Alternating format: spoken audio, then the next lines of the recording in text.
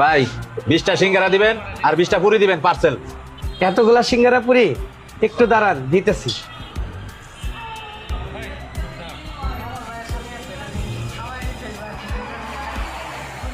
ভাই আপনারা 2 মিনিট দাঁড়ান, আমি এক্ষুনি আসতেছি।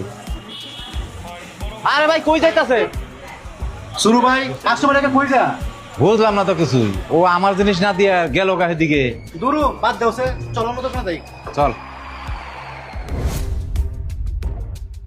ও ভাই, ভাই আমারে 10 মিনিট সময় দেন, আমি আপনাদের পুরি সিঙ্গারাগুলা প্যাক করে দিতেছি। থাক ভাই, আমরা অন্য দোকান থেকে নিতাছি। ভাই এভাবে কেন বলছেন? আমাকে 10 মিনিট সময় দেন, আমি প্যাক করে দিচ্ছি। কেমনে কমু ভাই? সকাল সকাল বনির সময় আপনার এখানে সিঙ্গারা পুরির অর্ডার দিলাম, আপনি আমাদেরকে না দিয়া কইজলি গেলেন গা, এটা কোনো কথা ভাই?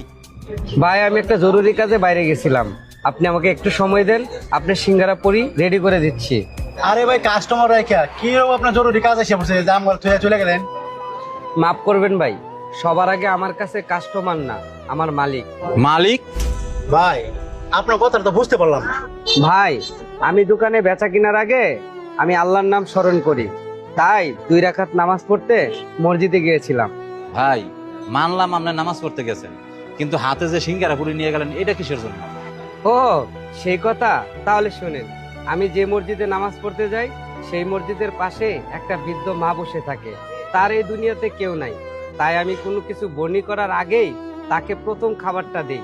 বাহ, আপনার চিন্তা ধারণা তো অনেক ভালো। আর যে আল্লাহর নামে ব্যবসা শুরু করে নিঃসন্দেহে সে অনেক ভালো মানুষ। ভাই আর আমি এটা বিশ্বাস করি, কোনো কাজ শুরু করার আগে আল্লাহর নাম নিলে সেই কাজে বরকত আসে।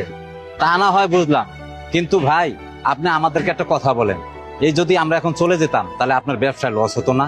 হ্যাঁ এটা ঠিক, কিন্তু আপনারা তো জান নাই, এটাই আল্লাহর রহমত। তবে এটাও ঠিক যে কিছু লোক চলে যায়, এতে আমার কিছু যায় আসে না। আল্লাহ তাআলার দয়া অসীম, উনি চাইলে এর চেয়ে বেশি কাস্টমার আমাকে দিতে পারে। আচ্ছা মানুষ তো আপনি, আল্লাহর প্রতি আপনি এত বিশ্বাস রাখেন? ভাই আপনার এই বিশ্বাস আমরা ভাঙতে দিব না, আপনার কাছ থেকে খাবার নিচ্ছি। যান ভাই, আপনি খাবার প্যাক করেন। আচ্ছা ভাই, আমি এক্ষুনি আপনার খাবার প্যাক করে দিচ্ছি।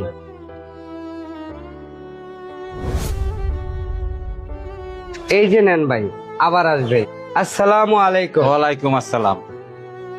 আজানের ডাকে যে ব্যবসা থামাতে পারে, আল্লাহ তার জীবনে এমন পথ খুলে দেন যা সে কখনো ভাবেনি। সেখানেই আল্লাহ তার বরকত ও সাফল্যের চাবিকাঠি দেন, যা তার জীবনকে সত্যিকারের সমৃদ্ধিতে নিয়ে যায়।